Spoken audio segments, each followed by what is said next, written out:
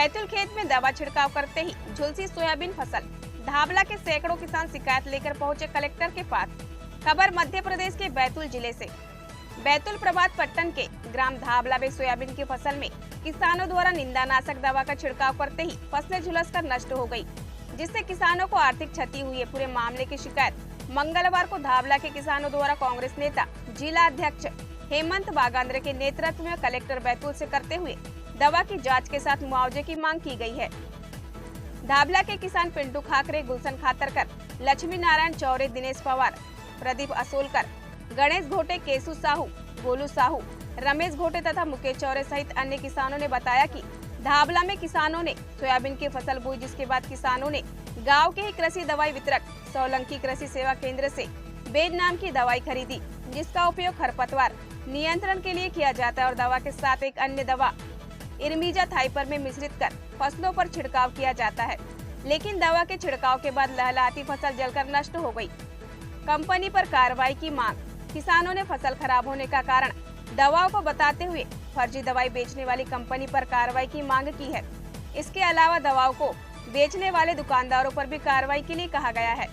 किसानों ने कहा कि किसान दवाओं पर भरोसा करके महंगी दवाई खरीदता है, लेकिन दवा फर्जी होने से पूरी फसल खाक हो रही है। इसलिए ऐसी दवा कंपनी और इसे बेचने वाले दुकानदारों पर कड़ी कार्रवाई करना आवश्यक है। 6 गांव में फसल प्रभावित। किसानों के अनुसार सिर्फ धाबला में ही दवाओं से फसलें खराब नहीं हुई, बल्कि परसोड़ी, हिडली, छिंदखेड़ा, हेटी तथा सेंदुरजना में भी उक्त दवा के छिड़काव से किसानों की फसल खराब हुई है। बताया जा रहा है कि फसलों को खरपतवार से बचाने के लिए निंदानाशक दवाओं का प्रयोग किया जाता है।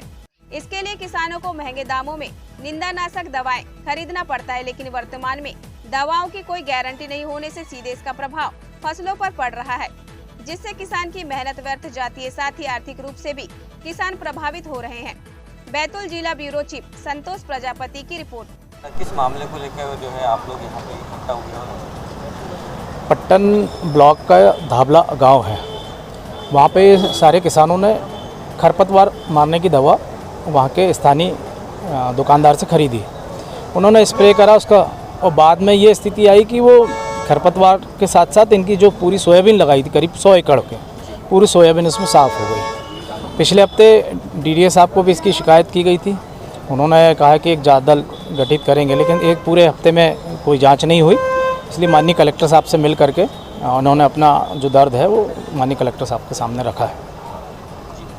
कितने एकड़ में नुकसान हुआ, कितने का नुकसान हुआ होगा और इन्हें अपन क्या मुआवजे की अपन मांग करते हैं? अभी जैसे बात करी, ये कह रहे हैं कि इसमें मुआवजे का कोई वो नहीं है, आपको जांच हो जाती है, हम जांच रिपोर्ट दे देते हैं, आप इसके खिलाफ में उपभोक्ता फोरम में जाइएगा। इन्होंने पहले स्थानीय स्तर पे भी प्रयास किए कि जो इनका नुकसान हो रहा है वो वहाँ पे वो कंपनी इनको दे दे, लेकिन कंपनी वाले इनको कोई उस पर बात नहीं कर रहे हैं और साफ मना कर रहे हैं। जबकि जांच अगर होगी तो पूरा 100 एकड़ से भी आसपास के भी जो गांव के लोग हैं उनकी भी फसल इस तरीके से पूरी तरीके से नुकसान हुई है। जैसे इन्होंने निंदानाशक छिड़का है, ना फसल की हाइट बढ़ी, ना फसल में कोई पत्तियां और वो आने लगी। पूरी तरीके से करीब 100-125 एकड़ जो सोयाबीन बोई थी गांव के लोगों ने, उसका पूरा नुकसान है और इनकी जीविका जो है उस फसल पर ही चलती है। तो इस बार की पूरी जीविका जो उनकी अर्निंग थी वो पूरी तरीके से ख़त्म हो गई है। अगर प्रशासन न्याय नहीं देगा तो निश्चित ही इसको उपभोक्ता फोरम में भी हम आगे जाके लड़ेंगे। ये उपभोक्ता फोरम तो एक अलग वो हो गया, जिससे क्या होता है प्रशासन के अमले की इसमें लापरवाही।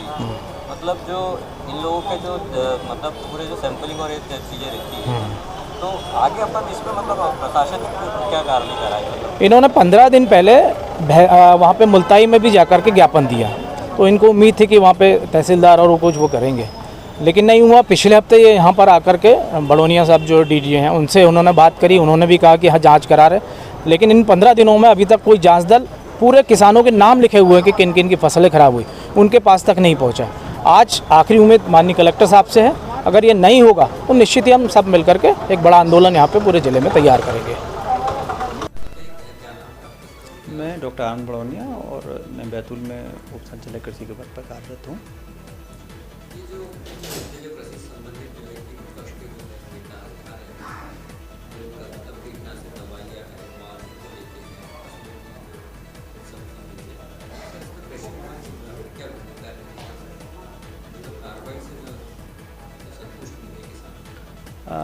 जैसा कि आपने बताया, अभी करंट में एक हमारे विकास खंड पट्टन में धाबला करके गांव है, वहाँ एक जो दुकानदार है तो उसने जो बैन करके एक दवाई है उसका विक्रय किया था किसानों को।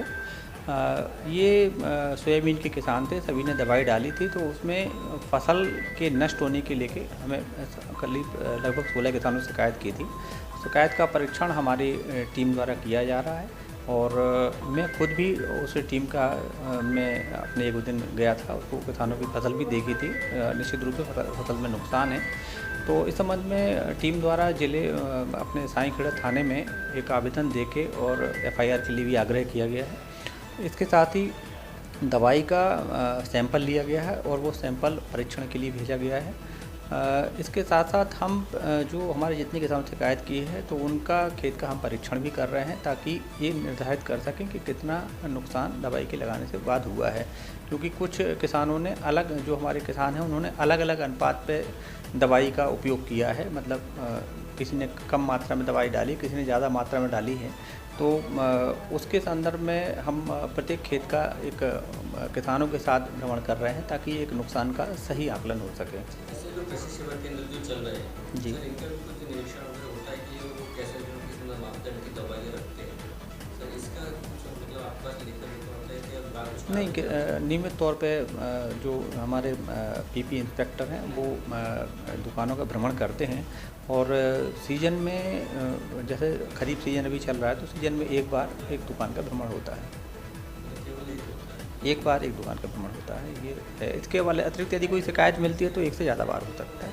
जो हमारे जो बीज के सर, इस पर भी किसानों को इसमें मतलब जैसा आपको पता है कि अकरवाड़ी के किसानों ने और कोटराई किसानों ने इस बात की थी कि हमारे पास जो बीज प्राप्त हुआ है वो अंकुरित नहीं हो रहा है, तो उसमें टीम की जांच लगभग सबमिट होने की स्थिति में आ गई है।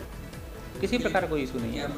संस्था, चूँकि संस्था का बीज था, संस्था का बीज किसान को गया है, उसका बिल किसान को उपलब्ध हो सकता है और किसान वो बात कर सकता है। लेकिन हम तो यही चाह रहे हैं कि पहले एक सामूहिक रूप पे काम हो जाए तो कहीं किसान को जाना ही नहीं पड़े। अपन तो इसको ये चाह रहे हैं कि सबसे पहले जो किसान की क्षति है, नुकसान है, उसको पूर्ण हो जाए।